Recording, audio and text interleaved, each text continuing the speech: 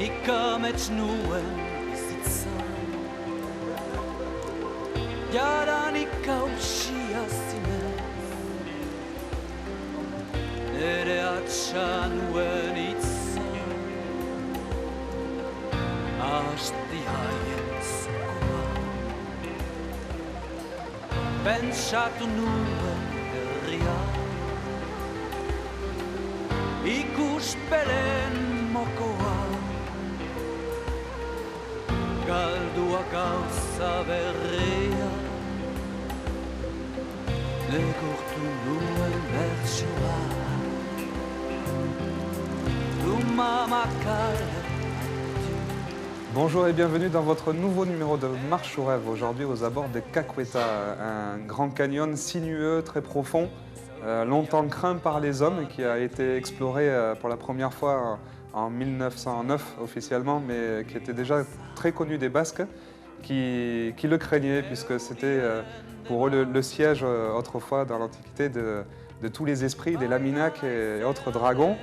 Nous allons nous enfoncer dans cet endroit très réputé puisque 70 000 personnes par an viennent visiter ce grand étroit sinueux et vraiment merveilleux puisque François Durco le citait comme étant d'un vert très profond, émeraude, où il fait froid comme dans un sépulcre, mais où le paradis et l'enfer se confondent à merveille. Aujourd'hui pour cette visite, eh bien, nous allons être guidés par Peyo Serbiel, qu'on ne présente plus, chanteur, écrivain, poète de grande renommée dans le Pays Basque. Peyo, bonjour. Bonjour. Enchanté d'être ici aux abords de ce grand canyon avec toi que tu vas nous faire découvrir aussi puisque c'est ta terre natale, la Soule. Oui. Tu es de Mauléon. Exactement, oui. Mauléon qui est théoriquement la capitale de la Soule, mais la Soule c'est une petite province actuellement on est je crois à 14 ou 15 000 habitants, pas plus. Oui. C'est beaucoup vidé, enfin moi je me rappelle quand j'étais beaucoup plus jeune, il y avait beaucoup plus d'habitants, mais bon, en même temps c'est un endroit merveilleux. Et alors tu me disais, ici on est à ce que vous appelez Bassabourou. Bachabourou. Bachabourou qui veut dire oui, c'est en même temps c'est la partie haute de la Soule, quoi, la partie la plus montagneuse. Et l'autre partie est en Pétiara, qui est la partie plutôt de la plaine. Ouais. Et donc, oui, mais moi je veux dire, ce que j'aime ici, c'est la quiétude en même temps, l'aspect un peu sauvage. Ouais. Et puis le fait qu'on soit venu, surtout ici, à un moment, il n'y a pas 70 000 personnes. Ouais, voilà. C'est ce que tu me disais, tu fuis un petit peu les endroits trop fréquentés et que tu préfères t'isoler. Est-ce que c'est une source d'inspiration pour toi, des coins sauvages comme ça ? Je pense que oui, je pense que, enfin, vous savez, quand on fait la musique en général, je pense que la musique elle est imprégnée de ces moments, de tendresse, de ces moments de solitude. Moi je déconseille aux gens de venir uniquement en été au Pays Basque. C'est un pays fantastique, il faut venir vivre d'une autre manière. C'est pas travailler sur de la surpopulation, on est tous en train de consommer de la même manière. Je crois qu'on peut venir ici se promener à des moments différents, mais c'est un endroit merveilleux, on est en communication avec la nature et je crois que l'homme, les Basques bien évidemment, mais l'homme en général, a besoin de cette tranquillité, de cette quiétude-là. Ouais. Et d'ailleurs, on est très gentiment reçus par Sylvie de l'auberge La Cascade, que vous découvrirez à l'entrée de ce grand canyon. Tu me disais aussi une chose très très belle, c'est que la beauté se mérite. Et donc c'est un peu le cas, là, on va aller à la découverte d'endroits. Je crois que oui, je crois qu'on a choisi, enfin tu as choisi de partir un jour, quoi qu'il fasse, mais aujourd'hui il y a de la neige, donc on va effectivement se mettre en marche sur cet espace-là qui est un espace magnifique. On est un peu des aventuriers, et ce que j'apprécie moi dans ton émission, c'est qu'il y a ce côté-là, cette envie de faire découvrir des paysages.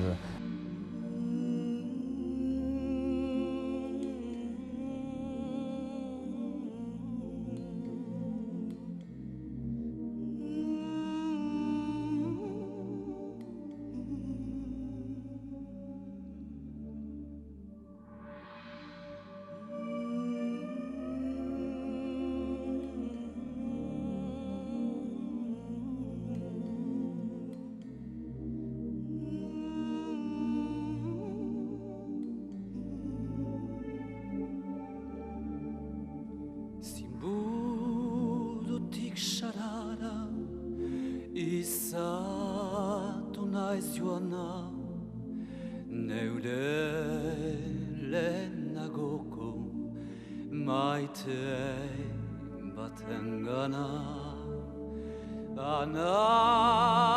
arribatu gabe entzun. Quand je viens ici avec vous, avec la télévision, on est obligé d'être en état d'humilité devant cette nature-là. Oui, voilà, c'est ce que tu me disais. Cette nature, elle nous ramène à ce que nous sommes. C'est-à-dire que nous sommes, nous, beaucoup et rien à la fois. Ouais. C'est-à-dire qu'on est obligé d'être extrêmement humble devant ces éléments-là qui nous enrichissent, qui nous enrichissent de bonheur. Je veux dire, le visuel est fantastique. Je veux dire que et ça, on peut pas. On est obligé de le respecter, on est obligé de le soigner, d'en prendre soin. Et c'est comme un enfant qu'il faut continuer à élever. Et ça n'empêche pas de partager la beauté.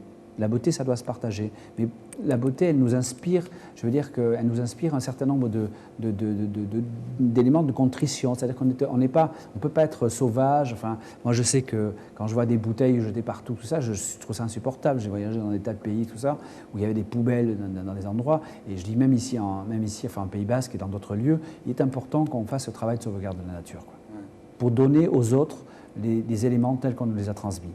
Nous ne sommes que des passeurs. Et c'est important. Et alors, ce sont des lieux, j'imagine, qui t'inspirent beaucoup pour ton écriture. Enfin, quand tu viens chercher cette humilité devant un décor aussi démesuré, tu as des phrases qui te viennent en tête, des vers qui commencent à se dessiner. Je crois que c'est aussi dans la musique, enfin, dans une sorte d'être. Moi, ce que je souhaite trouver dans ces éléments-là, c'est l'état de communion avec l'espace. C'est-à-dire que l'état de communion avec l'espace, je suis en état de siège.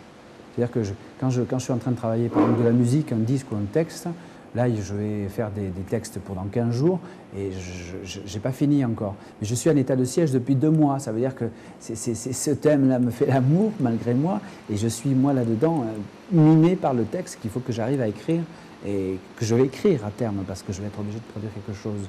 Mais je suis dans... Et cet élément-là, à un moment donné, il prend possession de moi, je suis possédé par cette réalité, mais c'est une possession extrêmement agréable. On est dans un état de presque de lévitation et dans un état, je dirais, fantastiquement... On est dans une cosmogonie c'est une véritable... un moment de tendresse perpétuelle, quoi. On est dans l'affection perpétuelle. C'est-à-dire que cette nature nous fait l'amour continuellement. Se présenter à nous dans un tel état de beauté, c'est quelque chose d'inimaginable. Ouais. Voilà. Donc là, Peyo, prochain album, très prochainement, dans 2 mois, et ça fera combien d'albums? Tu as commencé en 87? Moi, ça va faire le 5e album perso. Après, j'en ai fait un autre qui est un travail collectif. J'en ai fait 4, en 87, enfin, j'ai plus les dates, mais j'en ai fait un dans un label ici aux Pays-Bas, chez Agorilla. Après, j'ai fait 2 albums chez Polygram, Polydor, quoi, qui s'appelle Universal maintenant. Un autre album sur un label qui est chez Sony. Oui. Après, il y a eu Egon. Egon qui a beaucoup plu, et justement, où il y a beaucoup de mythologie. Oui, ça c'était un album, ça c'est un travail collectif. Moi, ça sent la nature, là. J'étais invité sur ce projet-là par Xavier Marcos notamment, qui était producteur et compositeur du projet. C'était un album sur les légendes basques, mais compris comme une histoire au travers des légendes basques, quoi. Avec un chœur basque, qui était le chœur Aizkoa, et puis les musiciens de l'Orchestre symphonique de Bordeaux. C'était un gros album. Voilà. Donc là, je vais repartir sur ce premier chapitre donc de cette trilogie dont je parlais tout à l'heure, et qui est un album qui s'appellera donc Je suis, avec différentes thématiques. Mais un album, je crois, plus acoustique. Parce que moi, j'ai fait beaucoup d'albums de studio avec des sons monstrueux, dans beaucoup de travail de recherche, tout ça. Ça, c'est un album plus. Puis je voulais aussi jouer avec mes musiciens, ce qui est pratiquement le cas là. Donc on travaille comme ça, on travaille à la maison, un artisan avec des ordinateurs qu'on amène, des studios de Paris, tout ça, puis on bosse là, quoi, à la campagne. Ben écoute, je te propose qu'on s'avance dans ces gorges et qu'on aille chercher l'inspiration ensemble, qu'on profite de cette nature et de cet endroit qu'on a choisi ensemble, parce qu'il est sur ta terre natale, et puis en même temps, comme tu me le disais, un endroit où on vient chercher l'humilité, il n'y a peut-être pas beaucoup d'endroits comme celui-ci, donc je suis ravi de le faire avec toi. Il y en a d'autres sûrement, mais celui-là est assez exceptionnel.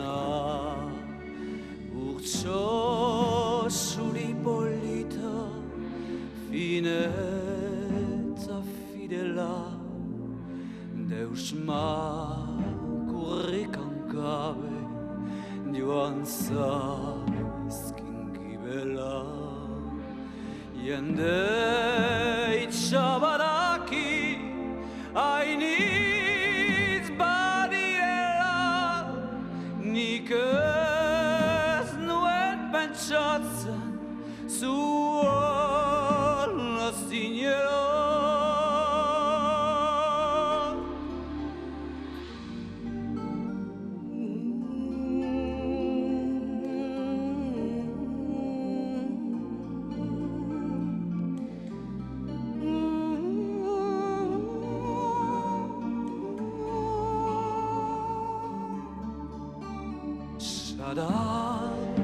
Hortan bat dute neska txapolitik, zuden dari gaztia ororen gainetik.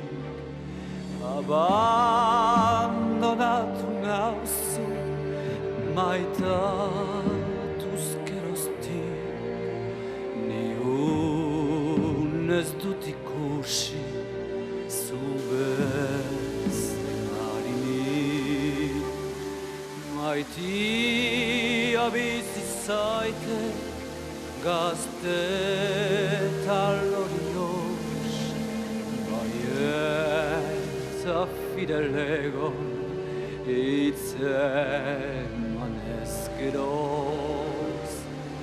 Ondoko